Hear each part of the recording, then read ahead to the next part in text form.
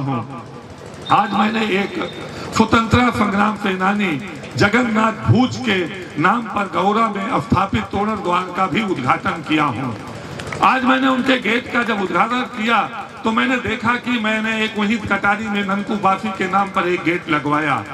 मैं जब विधायक हुआ तो मैंने देखा कि जो स्वतंत्रता संग्राम सेनानी थे, जिन्होंने अपने सुख को त्यागा, जिन्होंने अपने परिवार के सुख समृद्धि को त्यागा और अंग्रेजों के हंटर को बर्दाश्त किया, जेलों की यातनाएं सही और इस देश में भारत का संविधान लागू हो सके, इस देश में भारत वंशियों का राज चले, भारत वंशी यहाँ विधायक, सांसद, ब्लॉक प्रमुख, जिला पंचायत सदस्य, प्रधान, डीडीसी हो, भारत में बैठा व्यक्ति, भारत में जन्मा व्यक्ति अच्छी शिक्षा ग्रहण करके राष्ट्रपति बने, प्रधानमंत्री बने, चीफ जस्टिस बने, सीजीआई बने, गवर्नर बने, मुख्यमंत्री बने, मंत्री बने। इसके लिए उन स्वतंत्रता संग्राम सेनानियों ने अपने जीवन को, सुख समृद्धि को कुर्बान किया है।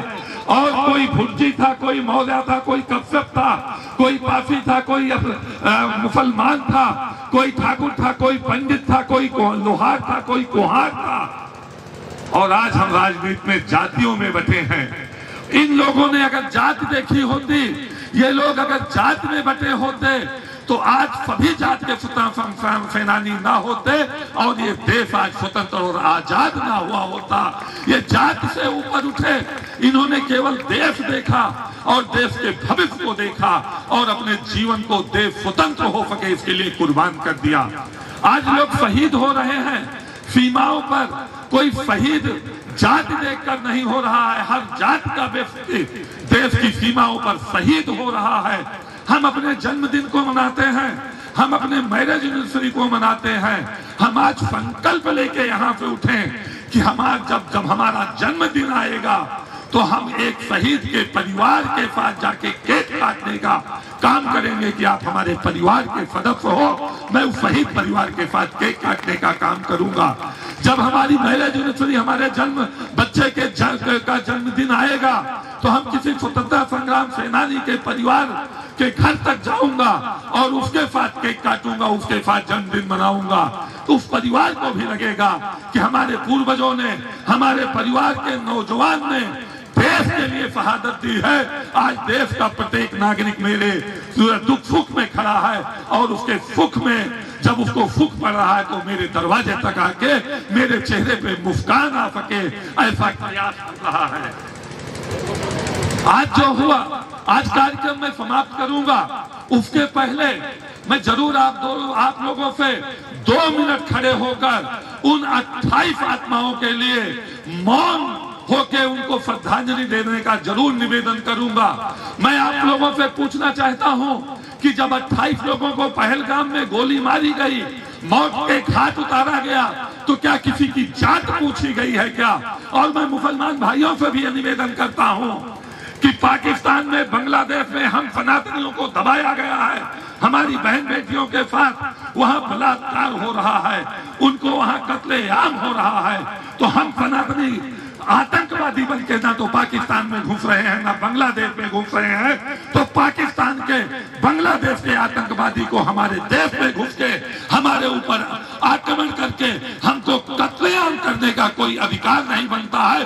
सबसे पहले मुसलमानों को निकलकर कैंडल मार्च करना चाहिए, यात्राएं करनी चाहिए, आंदोलन करना चाहिए, पाकिस्तान मुर्दाबाद का, बांग्लादेश मुर्दाबाद का नारा लगाना चाहिए, तब जाके संग्राम कायम होगा और तब हम कह पाएंगे कि हिंदू मुस्लिम हम एक साथ हैं। अन्यथा जो हो रहा है ये बहुत बुरा हो रहा है। हम भी वहां हो सकते थे, आप भी वहां हो सकते थे, हमारा आपका परिवार भी वहां हो सकता था। जो घटना उस 28 लोगों के साथ हुई है, यहाँ बैठा किसी भी व्यक्ति के साथ हो सकती थी, यहाँ बैठे किसी व्यक्ति के परिवार के साथ हो सकती थी, किसी व्यक्ति के रिश्तेदार के साथ हो सकती थी। और मैं दावे के साथ कह सकता हूँ कि पूरी दुनिया में इस्लाम और पूरी दुनिया में इस्लाम मानने वाले लोग सबसे ज्यादा अगर सुरक्षित और सुसज्जित कहीं है तो भारत में है और पूरी दुनिया में कहीं नहीं है।